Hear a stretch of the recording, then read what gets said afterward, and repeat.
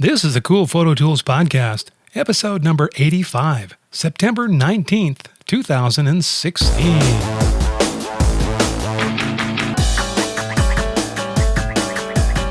Are you sick of trying to learn all the new photo software? Are you tired of hearing about the next big thing in photography? Well, neither are we.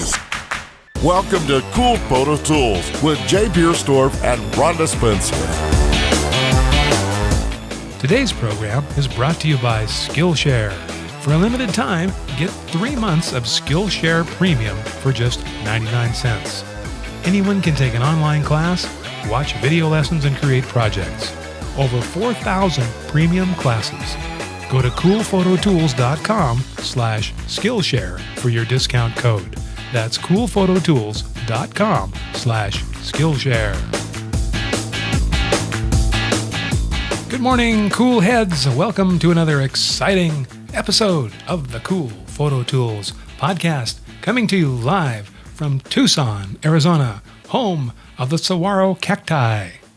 We say cactus now, don't we? Yeah, we do. And in the back, Rhonda Spencer. Good morning, guys. Here I am again, sitting in my chair, being good, trying to be good. Well, we have a whole bunch of photo stuff to talk about this week. And one of the things that I have discovered on here, this is from a website called boingboing.net. Oh, I like Boing Boing. I haven't looked at Boing Boing in years. Well, they have and I'll link to this in the show notes, but they have an article on how vacation photos have changed over the last 130 years. And this is kind of fun to take a look at this website. Anyway, we'll link to this in the show notes, but it's pretty fun. It's kind of a fast slideshow. So the timeline moves from like 1870 to present day, and it just goes very quickly through all these different images, so that you can kind of see what how pictures have changed. And to me, see, I've lived this, so this isn't really surprising to me. This is, I've been there through all this, so this is not shocking, but it is kind of fun to see this real quick. All right. Well, I don't want to run through the whole thing and ruin their website. So, Rhonda, go ahead. Oh, you got me on Boing Boing. Well, we've lost Rhonda for the episode. Well, there I went. I was here and I'm gone now. Okay, so where was I? Let's take this. Wait, no. Yes? No? Oh, see, I went too fast, and Rhonda's lost all of a sudden. I'm lost. I'm already gone. No, I don't want to do this one. I want to do that one. Okay. All right. So have you ever used a lens calibrator? No, I've never used a lens calibrator. I've thought about it, and then I made a couple of tests at one time and discovered I didn't need it. Everything was fine. Right there. So Rhonda has this. Upside down. This is the Datacolor SpyderLensCal SLC 100. Yeah, haven't used it yet. $65 from It's about $65, yeah. Amazon. It is. And what does this do for you? You can, within your camera, fine-tune your lens. I didn't realize that your lenses can be calibrated inside the camera. So like my 5D Mark III can look and say, okay, this 200 millimeter needs to be slightly sharper here or there. And that's what it's used for. So this helps you there's a micro focus adjustment in the camera. Within the camera. I mean, if your lens, it says, hey, everything's good. We are focusing. And then you look at your image later and you're like, no, you missed it. That's not where I focused. The little thing that lit up, it said that was in focus and it's a little off. Mm-hmm. And which it does sometimes happen. It does. And why I bought this is I have 7200 f4 and I have the 7200 2.8. The f4 is much sharper than the 2.8, and that shouldn't be. Yeah. No, it shouldn't. It shouldn't. So you think that your focus calibration is off on the one? Yeah, and I think it always has been on that one. Interesting. So that's what I got this for. Okay, and so that's the Datacolor SpyderLensCal. So it helps you, if you got one lens that's not performing correctly on its autofocus, or you got a bunch of lenses. Yeah. You can go through and recalibrate with this thing. This is a goofy looking thing with black and white squares and a ruler and instructions. And interesting on how it runs, but I'm gonna try it and see how it does and see if I can bring that lens back in. I'll let you know. Tell you if it's worth the shot of buying this thing. All very good. All right, so up next on my screen here, I have this is a new product from DJI, and those are the people that make the drones, the aerial flying quadcopter type things. And they also make a video camera, which is called the Osmo, OSMO. And the Osmo is it's on a gimbal, so that you handhold this, and it's on kind of like a little stick. And then as you move it around, the gimbal keeps the vibration down. So it looks kind of like, even though you're hand holding this and moving around, it looks like you're flying. It's very smooth. It's the same camera that is on some of their quadcopters. Now here's the new one, is they have the DJI Osmo Plus, which now has a zoom lens on it. So before, it was a fixed lens, and you also use your smartphone on this as well, so you can see what the camera is seeing with this. And the zoom lens is a 22 to 77 millimeter, which is a 3.5 time optical, and also does have a 2-time digital zoom on there. It shoots 4K video or 12 megapixel still photos. These are pretty cool if you're into video and you want some stabilized shots that look like you're flying, even though you're hand holding it. Check out the DJI Osmo or the Osmo Plus. Okay, Rhonda. Okay, so kind of going on with my last product. If you want to get really spendy, And who doesn't? yes, they have the Spyder Capture Pro. So again, with this, let's see, let's move down to everything that's included with it. I guess I'm going to have to actually just look and tell you. Here we go. I think this will show you better.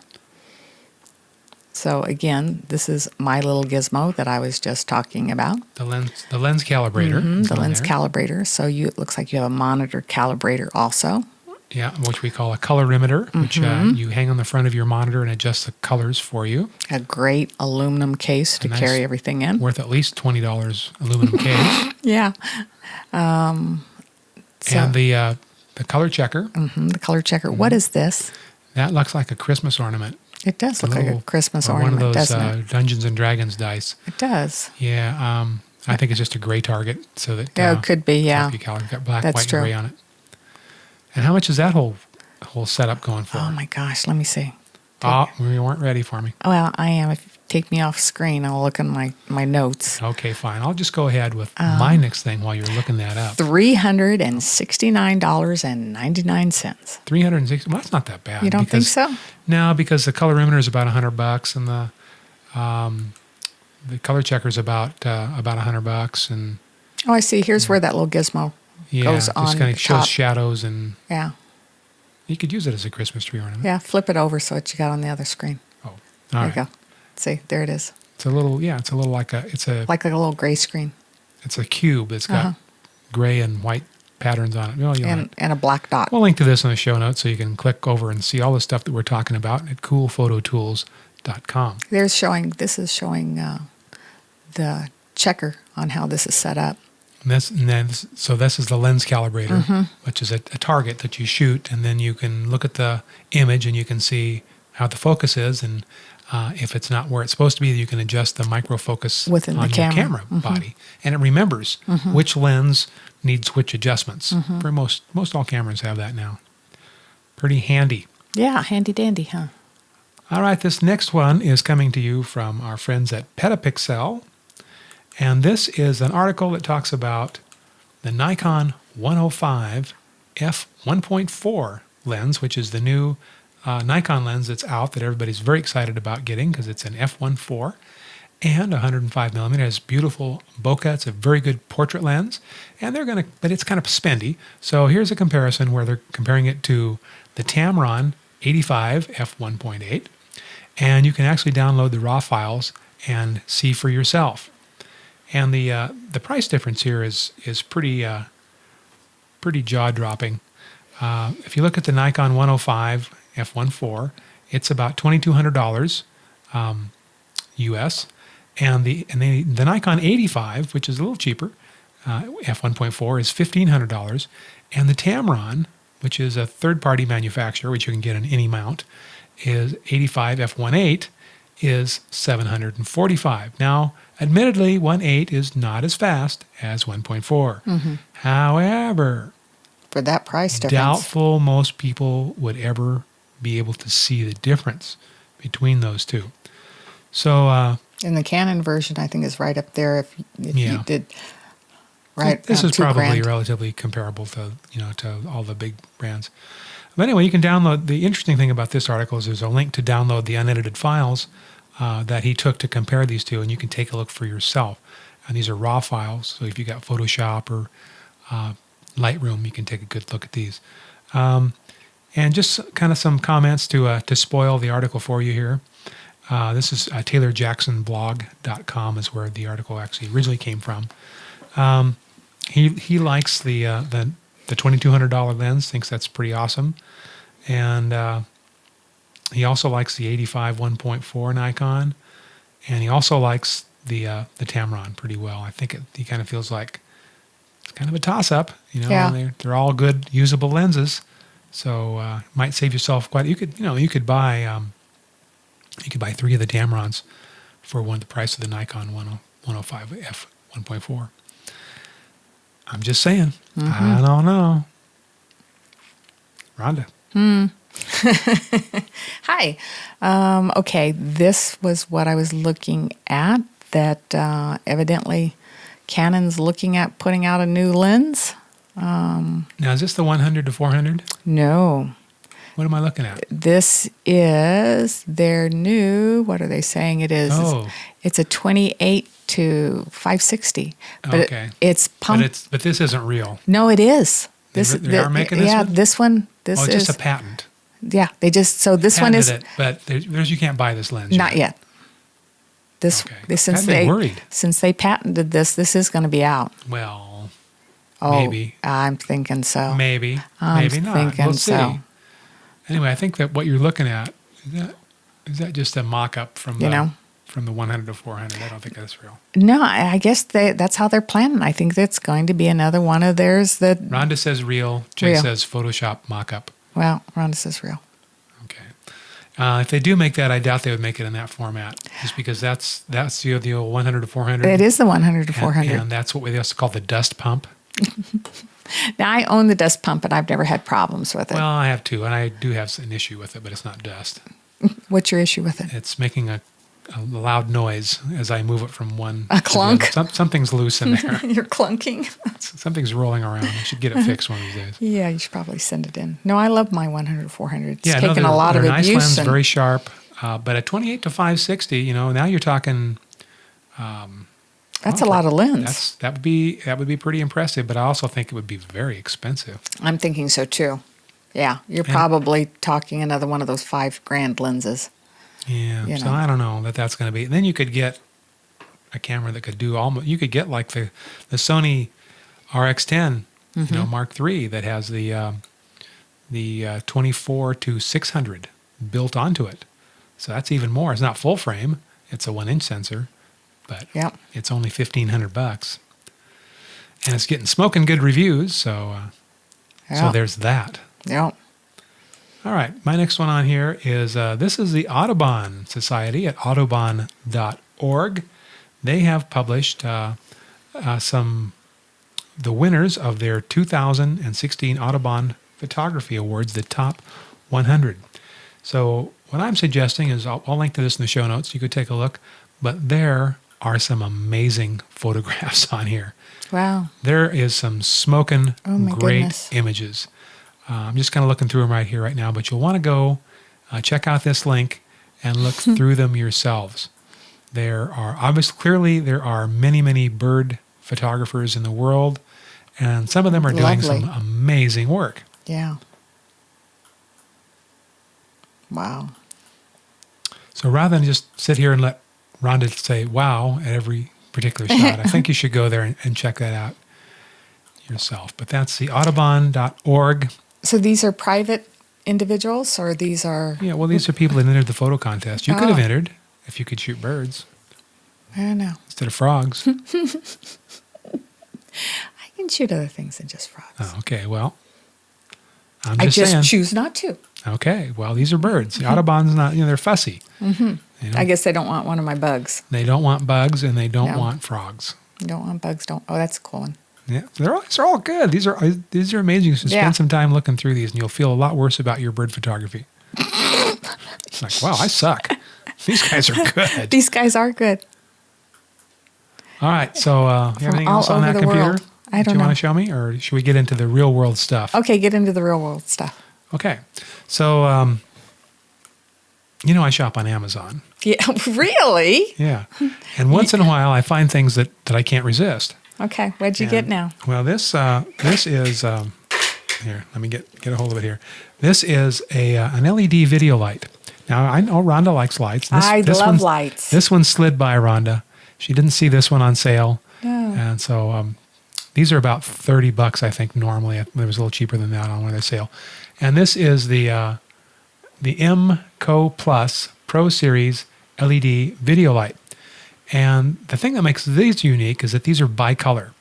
And when I mean bicolor is that they have two different colors of LEDs in them. So this is the unit right here.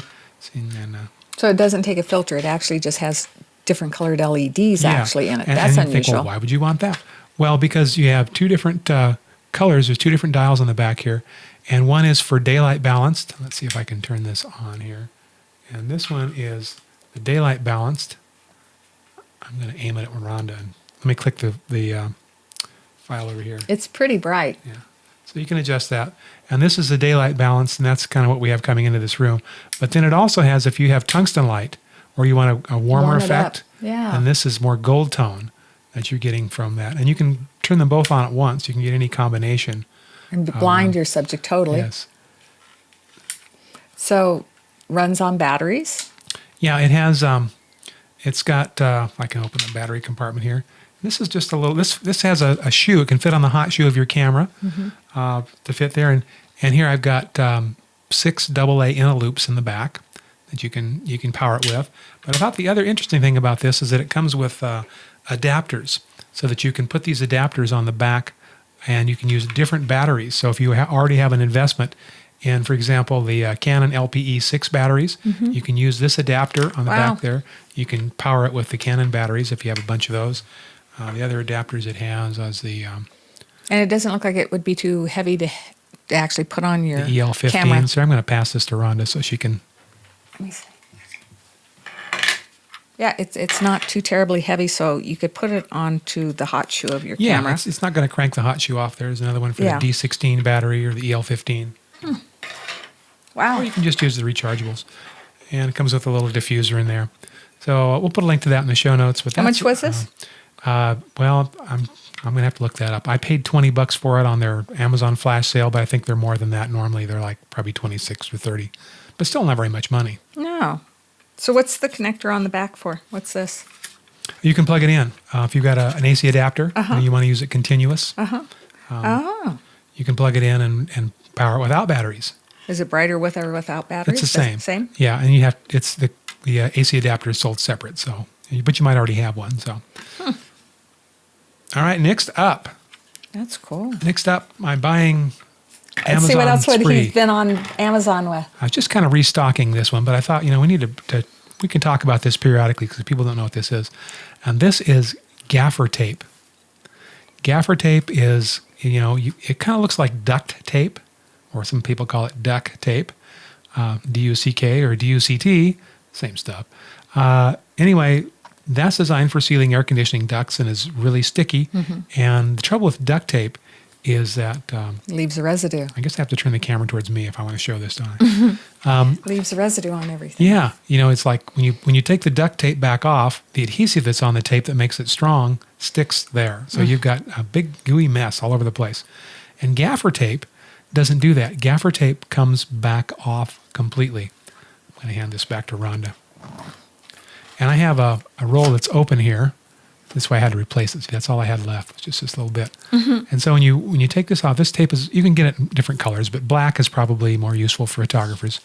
And so you can see when you peel this stuff off and you stick it down to something, the adhesive is sticky, but not so sticky that it leaves it behind. And so a gaffer is the lighting department. Or when you see gaffer on the credits to a movie, it's the guy that does the lighting. And so this tape is designed for guys that do lighting. Sometimes they need to tape a light up somewhere where it hangs from a ceiling, or they need to tape a light stand so it doesn't collapse. They need to tape cords down, but they don't want to leave any residue on the carpet or where they tape the cords down. So gaffer tape should be in your arsenal of cool stuff. Gaffer tape. So where did you buy your gaffer? Oh, you said Amazon. Yeah, Amazon. Amazon. So how much was it? I'll link to this in the show notes. I think it's about $16 Not bad. for, 40 yards on that, something like that. Yeah. Yeah. All right, Rhonda, And do you have something Jay you want to does use this stuff all the time. I do. You You want me to just keep going, or you have stuff? No, you go want- ahead, and then I'll. All right, so next up here, It's like Christmas, seeing what all he got. and I'm going to hand this to Rhonda, and you can take this apart. This is the Smoothie Plus Pocket Video Stabilizer, and this was a Kickstarter project. I think Kickstarter, Indiegogo, I think Kickstarter, one of these. And what this is a stabilizer designed for your camera phone, so that you can take those smooth, look like you're flying type pictures, but without a gimbal. This is just a mechanical device, and this you put your phone in it, and it's got a little weight that hangs below it, and when you set it to take movies, you hold on to this little handle, and as you walk around, the gimbal keeps the weight keeps the phone balanced, so it doesn't spin. It looks like it's very smooth. So, Rhonda, do you want to take a look at that? And Rhonda, how did you do with our prism that last month? I didn't yet. I sent you home with a prism. He sent it home, and it hasn't had happened yet. So, sorry. Okay. It will. I promise you, it will. Well, I'm going to send you home with that stabilizer too, so you can take some movies with your phone and let us know how that works too. All right. And these are about $40 that you can get, but there's a bunch of these that are. This would be good for the GoPro. These are everywhere. You could use it with GoPro, but your camera phone, I think, is what it's designed really for. Originally these stabilizers, I bought one for GoPro a few years back, which was a kind of a curved metal thing and with a weight on the bottom, and it promised that it would look like flying. When you it would stabilize your motion. Unfortunately, that one had a big learning curve, and I never shot anything with that looked remotely like flying. That thing was junk. Piece of garbage. I really like the motorized gimbals. Those I can make those work. Okay. Yeah, this actually says for smartphones and GoPros. Yeah. And just to let you know, it doesn't fit. If you have the big iPhone 6, it doesn't fit. Or the Galaxy or the Nexus 6, it doesn't fit. It's not big enough. But that would be a rare exception. So we were talking about camera straps just the other day, and Rhonda was saying she needs a new camera strap because she's worn out her old one. Where you got the you have the personalized camera strap with the embroider on it. I do. Yeah, and see, I go nuts with camera straps. Camera straps, the ones that come out of the box that the camera manufacturer gives you, that has all their advertising on it, those are the most uncomfortable, poorly fitting, worst designed pieces of junk that any camera manufacturer's tried to foist on the unsuspecting public. Jay, how do you really feel about it? I don't have an opinion, really. No, but and it doesn't matter what company it is; they're all terrible. If you want people to wear that strap that says your brand name on it, well, you should make it a comfortable, useful strap. Unfortunately, that has fallen on deaf ears. So there's a company called Peak Design, P-E-A-K, Peak Design, and they started out as a Kickstarter company, and they make camera straps. And it seems like I have all of them. I don't know how that happened, but they make the first one that I got, and I don't have the box to this one, but if you have a very small, light camera, maybe a super zoom or one that's fairly small, I've used this on my Sony a6300, which is a mirrorless. They make this nice little strap, which looks like this. It's just a plain black. Looks like a suspender strap, but it's got their special connectors on the end. Now, Peak Design, all their straps use these same connectors that go through the lugs of your camera, and they look like. Let's see if I've got one loose here.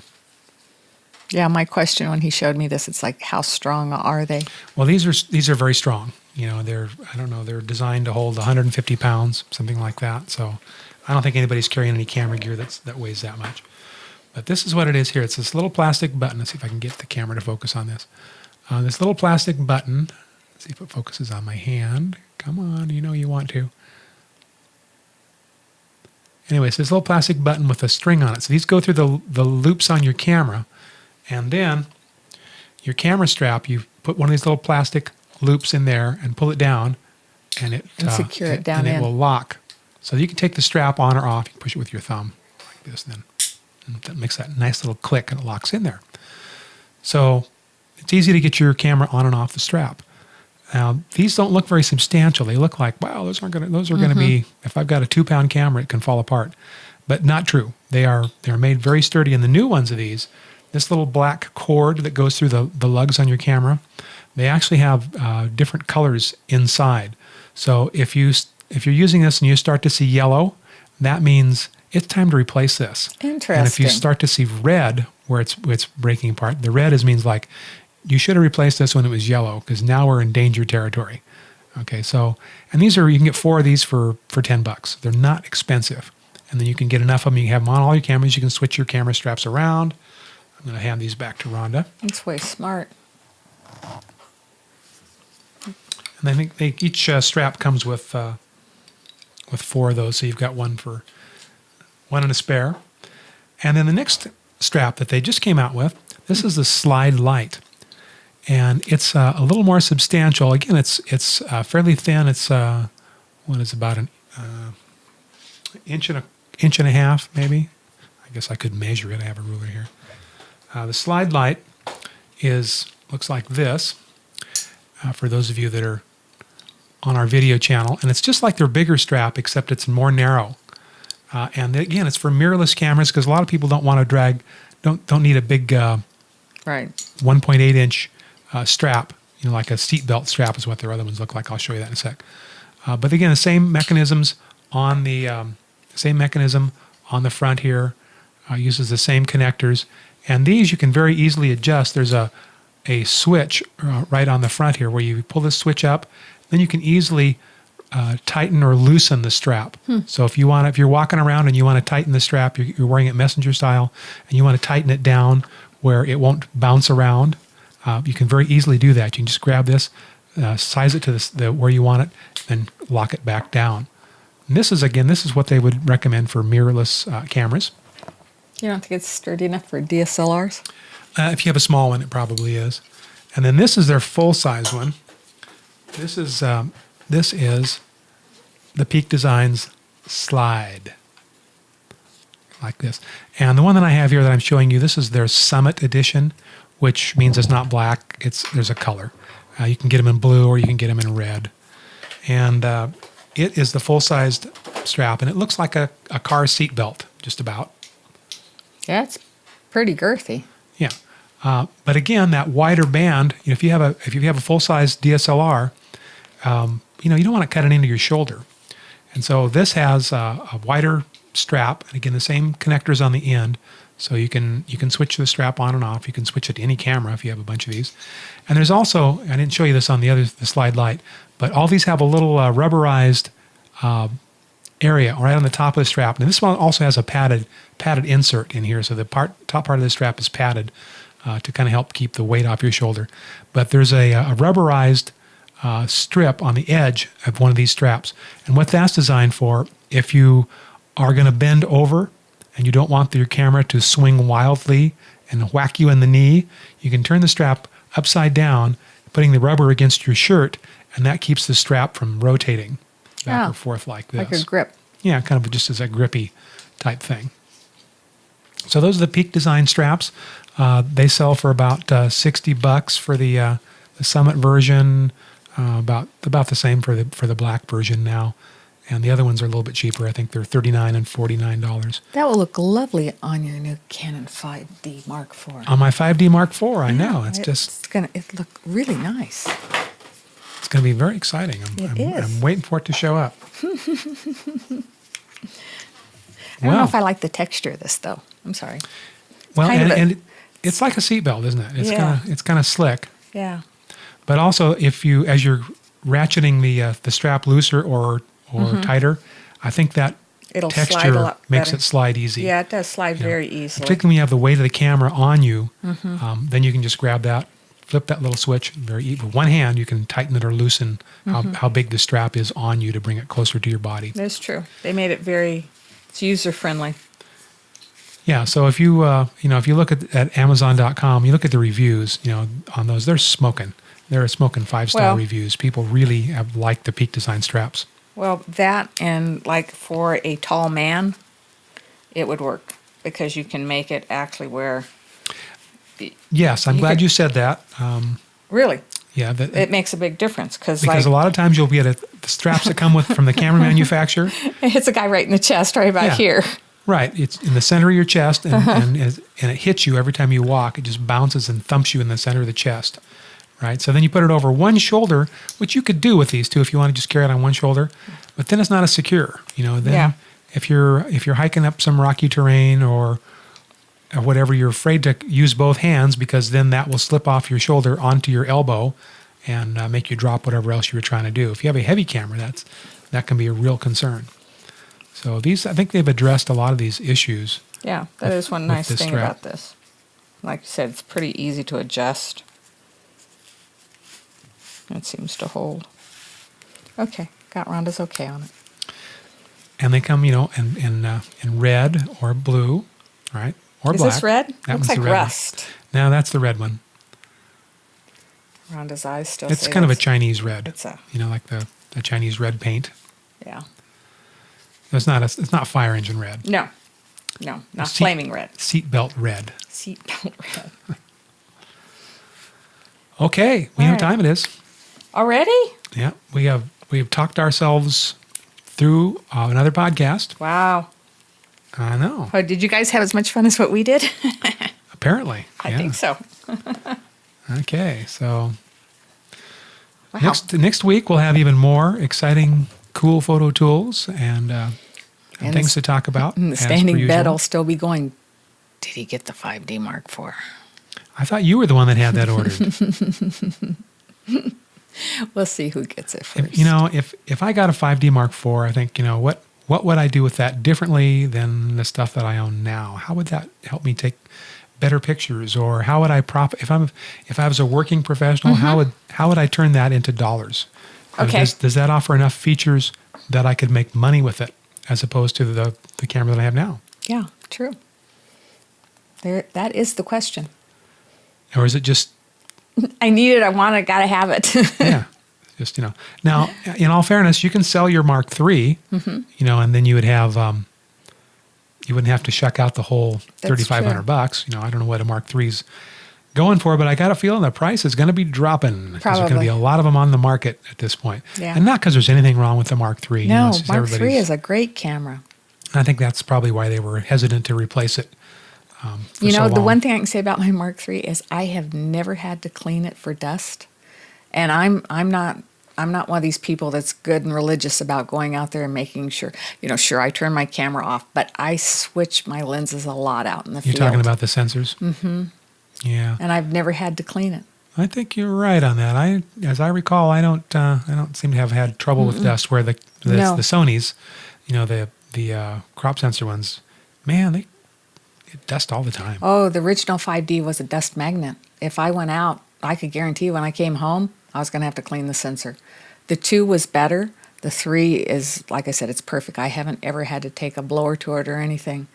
I don't know where all the dust goes. It's probably like this little tray I think underneath. there's a little sticky strip in the bottom. When they shake it off, it sticks down to it. It's like one of those.